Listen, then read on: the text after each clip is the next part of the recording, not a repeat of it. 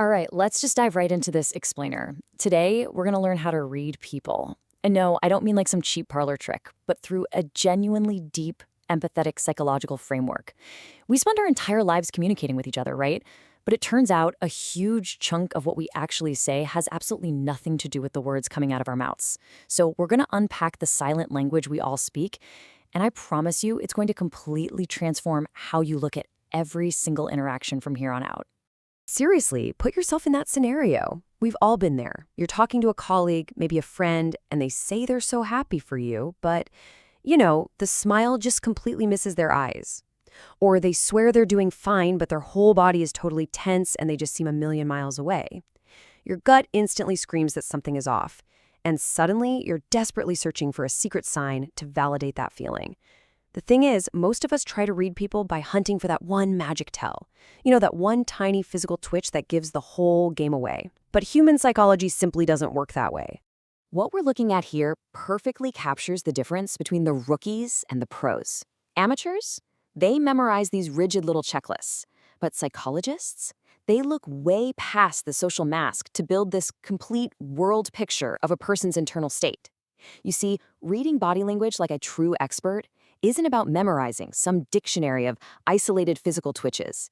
It's fundamentally about understanding the hidden internal mechanisms and the deep emotional patterns that are actually driving that physical movement. To truly see what a person is thinking, you've got to look way beyond the surface.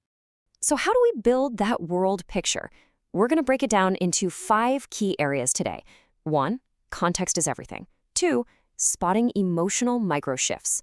3, the defensiveness response. 4, the power of silence. And 5, seeking psychological safety. Let's get right into it. Number 1, context is everything. We absolutely have to move beyond isolated gestures. Look, the crucial point here is we have to ditch the myth that a single gesture automatically equals a specific emotion. Take crossed arms. Everyone says, oh, crossed arms mean they're defensive. But what if the room is just freezing? Or what if their back hurts and that's just a comfortable way to stand? Relying on one gesture is the ultimate rookie mistake.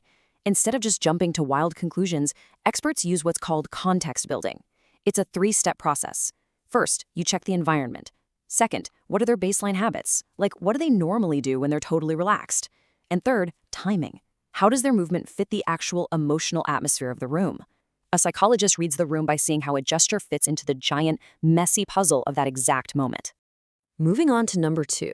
Spotting emotional microshifts. These are the super subtle details that almost everyone completely misses. Now, this concept right here is absolutely fascinating to me. The interpretive layer.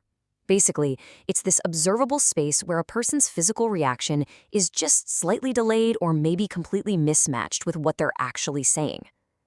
People with high emotional intelligence pick up on this messy middle layer of interaction. We're talking about a fractional pause before an answer or a tiny shift in vocal tone. When you watch this interpretive layer, you are quite literally watching unprocessed emotions leak through someone's carefully constructed social mask. Just ask yourself, does their face truly match the intensity of their words? These aren't just flukes. They're the brain revealing exactly what the person is desperately trying to hide. All right, number 3, the defensiveness response. This is all about spotting ego protection happening in real time. You can literally watch someone's ego protect itself. When humans feel emotionally exposed or backed into a corner, we shift hard into survival mode. It's not about the conversation anymore, it's about protecting the ego at all costs. If you ask a direct, maybe kind of uncomfortable question, watch what happens. Do they suddenly shift their weight from foot to foot? Do they start frantically looking around for someone else to blame? Or maybe they suddenly get childishly defensive, physically lean away from you, or just flash with sudden, weirdly disproportionate anger.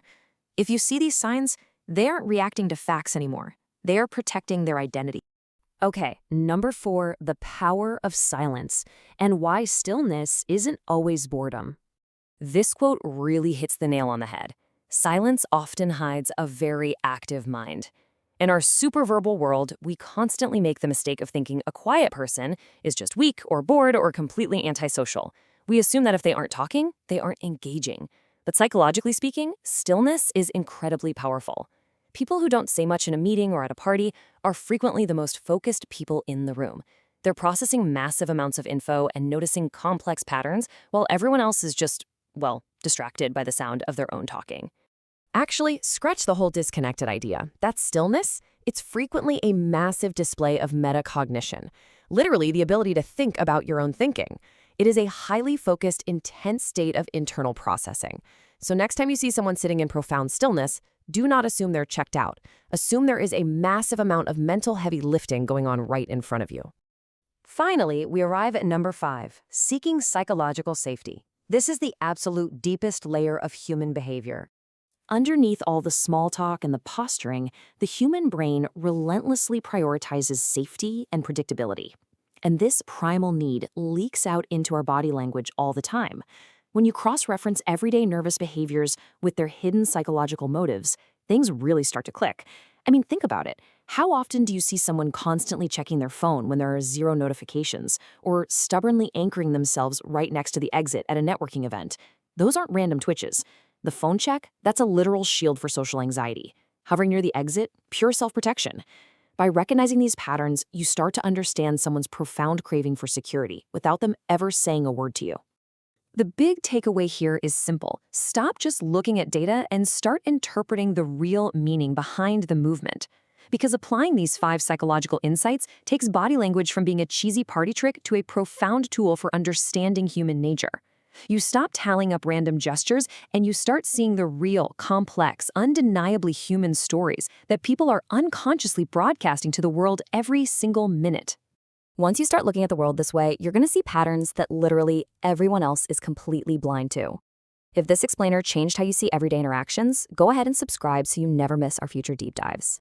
But before we wrap up, I want to leave you with a final thought to take out into the wild. Ask yourself, now that you know exactly what to look for, what hidden story is the person next to you really telling right now?